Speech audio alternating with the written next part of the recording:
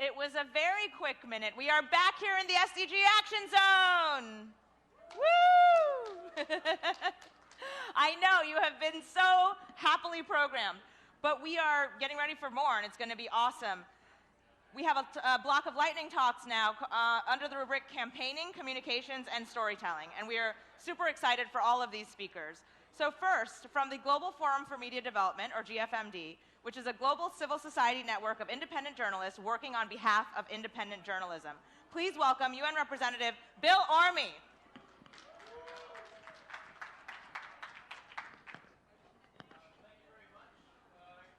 Global Forum for Media Development, I don't make this an ad, but just so you know what it is a network of almost 200 now groups, both national, regional, and international, that work on journalism training, media law reform, sustainability for independent journalism, and increasingly on public access to information, which is the ultimate point of journalism, after all, is to have the public be well informed. If we could advance the slide.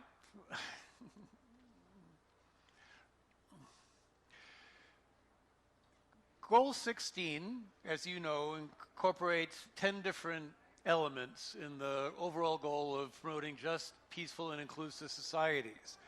We at JFMD have concentrated specifically on getting incorporated into the SDGs and now on the implementation of Target 1610.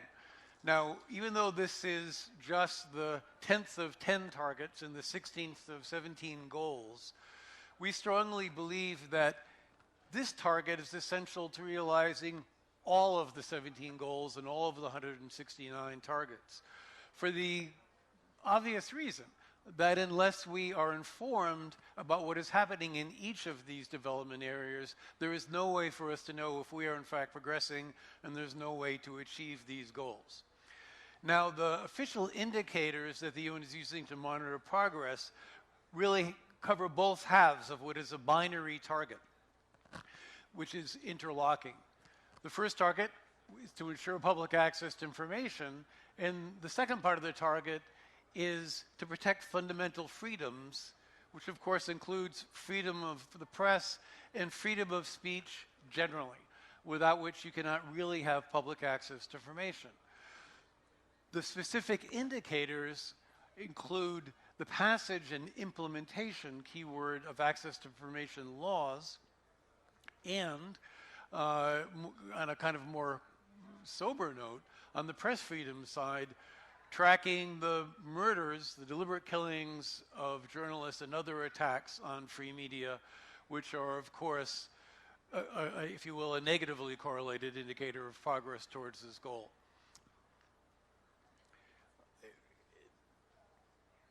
There has been tremendous progress on the first component of this, which is access to information as a legal obligation of governments. So as recently as 1990, you only had about a dozen countries in the world that actually had access to information laws on the books, which is to say that gave citizens the right to demand of their governments to give to them whatever information they had on whatever topic, barring things that are sensitive for either personal privacy reasons or legitimate national security reasons. But as 10 years went by 2000, there were 40 such countries with these statutes. And today, that number has more than tripled. Right now, today, there are more than 120 of the 193 UN member states that have access to information laws on the book, as you can see in this slide here, prepared by our friends at Article 19, which is to say the vast majority, 90% of the people in the world now, live in countries where this is a legally recognized right, and there are mechanisms, including online mechanisms, for you to get this information. This is historic. This is transformational. But this is, of course, only part of the picture. It's only the beginning, because a law is a law. Now, interestingly, the best laws in the world today you would not find in the older established democracies like this one where we are today. I happen to be American. We're in the United States, where there was a law passed in 1966, which is one of the first. And there are older laws that are even older in Sweden and in laws that have been on the books for a long time in Canada and a number of countries in Europe. But the best laws in the world really tend to be the newest laws. So the models are found in the countries of the South, and Mexico, and Brazil, and Afghanistan, and South Africa, and others. And this is an interesting change, if you will, in the paradigm for looking at improvements in democratic governance. And the reason, it's not just that those laws are good. In many, if not most of those countries with these new laws, these laws are actually being used by journalists and civil society on a daily basis in order to advance things in the public interest. And so what GFMD has been doing is to try to monitor the actual implementation of these laws independently. Because look, if you have a UN indicator and nation states report to the UN, yes, we have a law, well, that's fine. That's a matter of public record. And yes, we're implementing it. Well, should we take their word for it? Not really, not exclusively. You have to have the independent accounting of the professional independent users of these mechanisms. So we have at GFMD, we've conducted voluntary reviews with journalists and civil society groups in about 20 or 30 countries now around the world in the past 2 years or so, and these are still going on. Countries that are very, very different, one from the other: Pakistan, Tanzania, Serbia, Mongolia, Indonesia, Paraguay, a number of other countries in Latin America as well. And we believe that these reports are not competitive with what the countries say, because they do have official data and the rest of it, but they are complementary. And often they show in many, many countries that either these laws are new on the books and they have not yet been implemented well, or, if we could go stay on that Article 19 slide, please, or they have not yet really confronted the most difficult issues for political systems. For example, I just participated in a review in Serbia, which the Serbian law is one of the best in the world when it was adopted, but in a very thorough, well-documented review by civil society groups and journalism organizations in Serbia, it showed that the current level of enforcement by the current government is not nearly what it was when the law was new, so it's going backwards. So one of the great advantages, in our view, of this annual reporting system on the SDGs is that it allows these continual report cards. So it should be a brake on governments that would be tending otherwise to go backwards, to either stop implementing existing laws or even to revoke existing laws. So it's not just an impetus to have new laws on the books, but it's a kind of insurance policy, one hopes, against going backwards. Now, the corollary for this to work is press freedom. So one of the indicators, as I said, is the number of journalists that are killed every year. CPJ is an organization which tallies these things very correctly, and really, if you will, the key number there of the 54 journalists who were confirmed killed in the line of duty because of their work last year is the 34 who have been murdered. And those are deliberate killings, and it is obviously impossible for the UN to track these killings by taking only the words of the governments alone, especially because we have many, many countries where government officials themselves have been implicated on many levels in these deaths. And that includes Mexico, Serbia, Malta, Russia, the Gambia, Syria, and many others, unfortunately, that we could name. So both these things have to come together. We need progress on both, but if we can get this right, all of the SDGs will be attainable in the long term because people will know about them. They'll demand that the governments are accountable. If we don't get this bit of it right, however, the SDGs will not only not be achieved, a decade from now, people will barely even remember what they were. Thank you.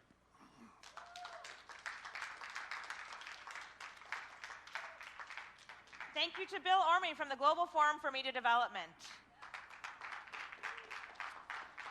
And now we have our second lightning talk under the headline Campaigning, Communications, and Storytelling. And this one is entitled Using Art and Technology to Drive Action. Please welcome the founder of Unequal Scenes and Africa Drone from South Africa, Johnny Miller.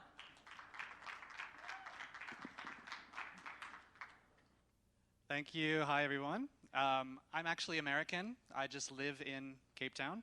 And Unequal Scenes is an art and technology platform, and we're using art and technology to bring awareness to some of the world's biggest problems, including the SDGs. So if we can go to the next slide. I want to tell you a little story to start off. This is Cape Town. This is my home. This is my city. And this is the perspective that everyone knows. You can see there's a mountain there with 3 separate peaks. It's a very beautiful place. Everyone knows what it looks like. There's not too much to talk about, right? Everyone knows what it looks like. In 2016, I went to America. I bought a drone because I'm a photographer. I went home, bought a drone. Home is in Seattle, to add more value to my photography business in Cape Town. And when I came back, what I wanted to do was take tourism videos. So this isn't a story about how I've been committed to the SDGs for my whole life. I'm not going to lie to you. But in 2016, I wanted to take tourism videos of Table Mountain. And I flew over Table Mountain when we were hiking on it, me and my friends, put that video onto YouTube. And my friend who grew up in Cape Town said, "Wow, I've never seen Table Mountain look like that before." So this was my light bulb moment. This was the whole start of Unequal Scenes, because I realized if I could change his perspective on what that mountain looked like, then I could change perspectives on a lot of things. And I came to Cape Town in the first place to study anthropology. I knew that it was a very unequal city. I started to think, what else could I do? So I took my drone, I took it to a part of the city that I knew to be extremely unequal. During apartheid, obviously, non-whites and whites were separate. They had to live in separate areas. So I went to an area called Masapumalele, which you can see on the left here. I put my drone on the ground. There was very high walls because there's a lot of crime in South Africa. Flew up and took this photo. Overnight, this photo went viral. It became a sensation in South Africa. There was 1,000 shares overnight, hundreds of comments, and people really getting angry, getting upset, being provoked, being mad about what this photo represented. And I realized that my hypothesis was correct, was that changing people's perspectives on issues that they thought they knew what they looked like actually makes a huge difference and can bring a lot of attention, and a lot of attention means a lot of opportunities for solutions. So what I did was I came up with a methodology, and this methodology I'll call See, Acknowledge, Act.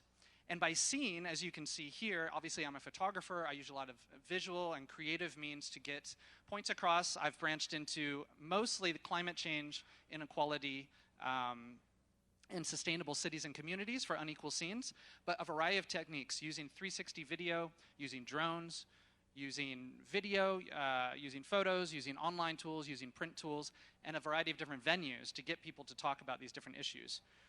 But acknowledge. What do I mean by acknowledge? Seeing something doesn't make any difference unless it becomes relevant to you. And nothing's going to happen to change what's wrong with the world unless people find that those problems are relevant to their lives. And so, give me a sec. And so, art has this ability to lead us to a state of an imaginary. And by that I mean, when you see something and it's compelling and creative, your brain actually turns into a different state. They've done studies on this, that you are allowed to see more childlike in a way that your preconceived notions melt away, and you actually develop an imaginary. And this imaginary is extremely important when we're talking about the SDGs and we're talking about driving people to action. Because you can read all the data, you can read all the graphs, you can hear people like me stand up on stage all you want. But until your brain enters that imaginary, there's no real opportunity for change. That's the first part, see. I guarantee you, actually, you've seen images of poverty and inequality before 2016 that were clip arts, that were images of poor African children in broken down areas of Africa, but it wasn't really relevant, right? So by adding the houses to the side of my images there, and this happened, I'm not going to admit, by accident, but it's since turned into a strategy, it creates that acknowledgement, it creates that relevance in my images. Finally, action. This is where the SDGs really come into play and how we can change the world. We're not going to solve them simply by taking photos. And nor will creatives be the only people necessary here. This is going to take a spectrum of actors. And I'm not saying that I have a silver bullet or that Unequal Scenes has become the only thing that people should support, but it's definitely on the spectrum of the different types of actors that we need to really move the needle on these issues. We work with a variety of actors, nonprofit, educational institutions, and for-profit actors. We strive to be ethical in how we operate and interact with the SDGs and with the world, and we expect that of our partners as well. We understand that the need to be ethical, intersectional, and historically sensitive. I'm very cognizant of the fact that I'm an American living in South Africa. So going about our work in a historically sensitive way with the understandings that we may not be the smartest people in the room, and we want to listen, and we want to create art that is inclusive as well, is extremely important to us. We want to drive action, but we want to drive the right kind of action. Finally, I just want to go back to that image of Table Mountain that I started with.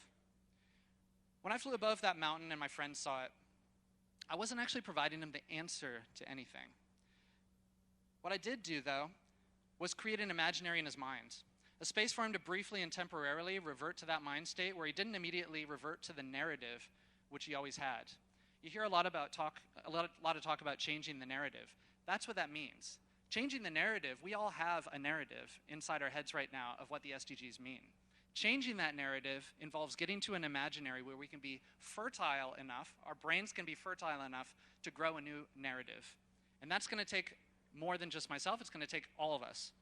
Much like Greta has shown us so eloquently this week with her movements of students and her speech at the UN just across the way, and today in Montreal, that a childlike openness to seeing the world with curiosity and without preconceived notions can actually drive incredible action. It begets a fertile mind and a fertile soul, which inevitably will lead us to outcomes that we all want to see. Not because it's a trick, not because it's manipulation, but because a healthy, fair, sustainable world is in all of our best interests. Thank you.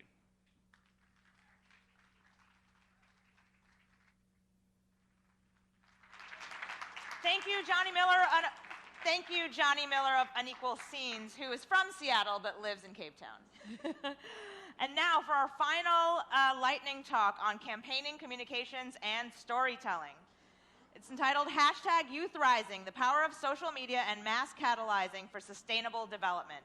And we have a moderator to introduce our speaker. Please welcome from CCTV, Wei-Yi Dai.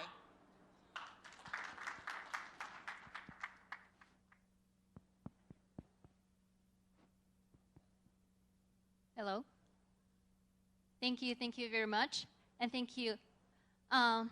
So, as a journalist, I myself is very well familiar with any type of social media. But let's make a very quick survey before the speech. How many of you are using either Facebook, Twitter, or any kind of social media every day?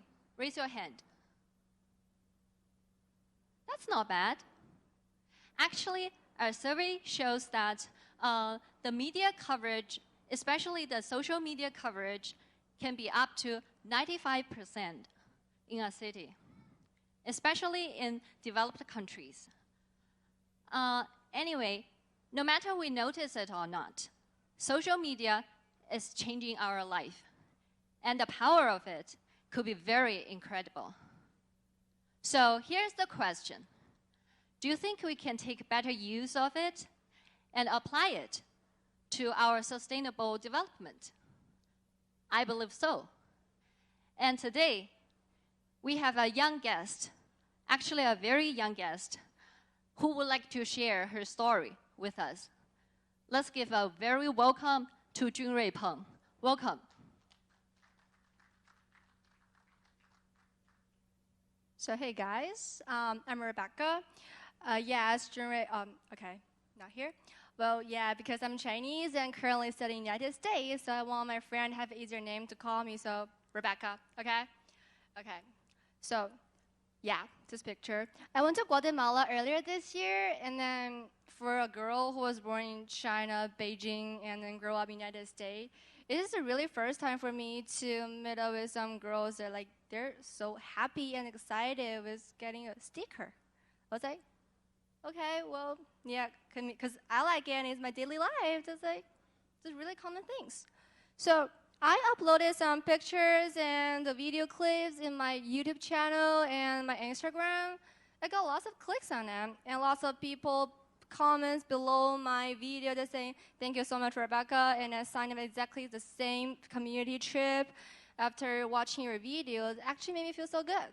And think about this. You saw something, you're shocked by it, and then you publish it, and you get a reaction. It's like a really simple version of the climate strike. I mean, it's not like that big, but it's really a simple version, though. Climate strike, which is initiated by a Sweden girl. I believe you guys already know that, but I'm still gonna introduce this. So she really have this Friday for Future, and it's actually just for let the kids have a strike in order to get pressure for the government to let them have more actions regarding the climate change. But she didn't get actually any support from her classmates and her parents initially. But gradually, she got lots of power and influences from the society and from the world. Lots of adults joining this, school strike. But why does adults involved in this student thing? Obviously, this is a student parade. Well, I think there's a thing called compensatory psychology. Think about this. Elementary school students, they're 7 through 12 years old.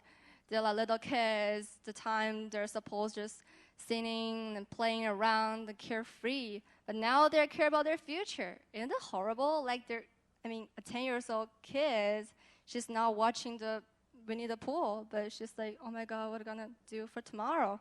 That's actually shocked.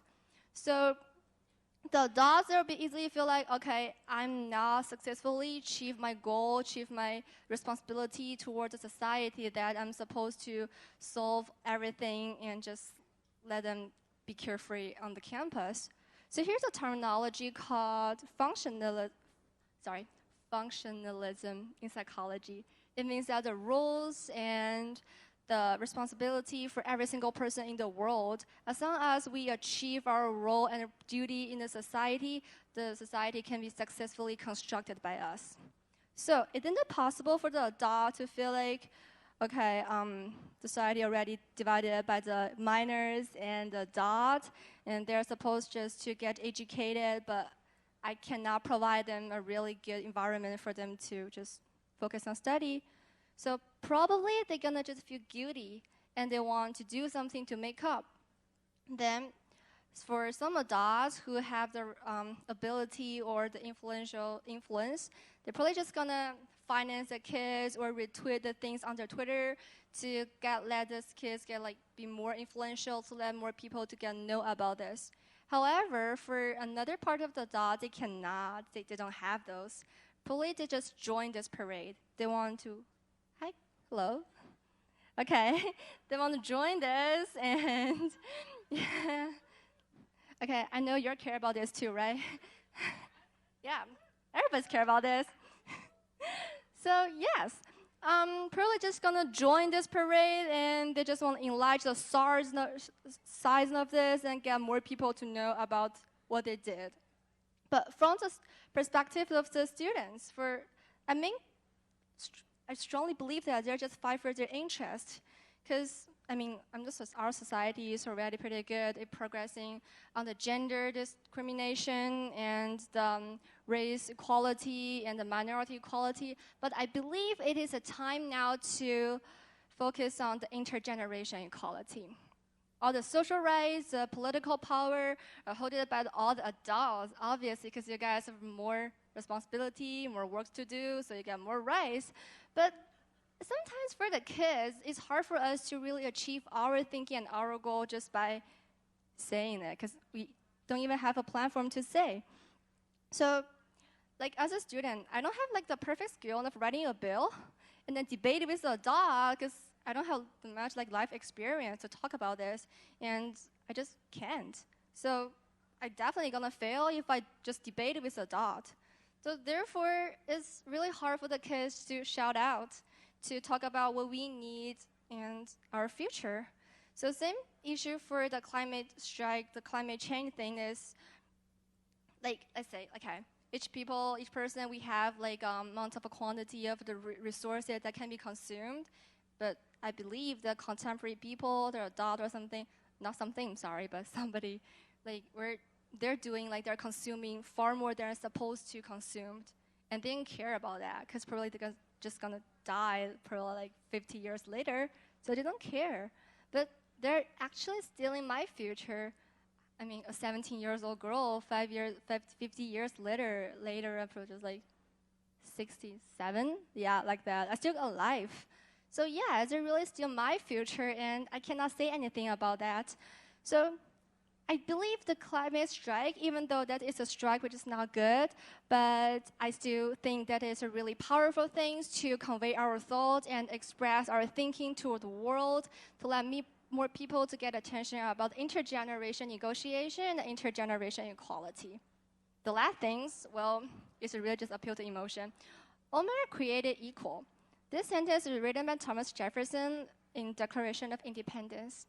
Hopefully one day we're not just thinking about the gender equality, the race equality, and the minority equality. I want more people to think about the intergeneration equality. Thank you.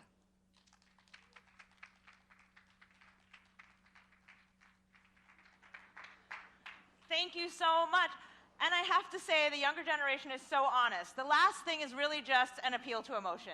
And I think it actually works, right? That was your quote, and it played exactly as it should have. So thank you, thank you, thank you to all our Lightning Talk speakers. Let's give them a huge round of applause. I feel compelled to do my hashtag spiel a few more times before we close out today. So if you haven't posted yet, I appreciate that. If you haven't posted yet, please do so with hashtag #ActForSDGs, hashtag SDG Action Zone, and hashtag 4People4Planet. And all of these talks are going to be on our website, the things you've been watching on the live stream. Hello, live stream audience. So please keep watching sdgaction.zone and posting the site as well. And with that, we're going to take a short break and come back at 4 o'clock with another exciting session here in the SDG Action Zone.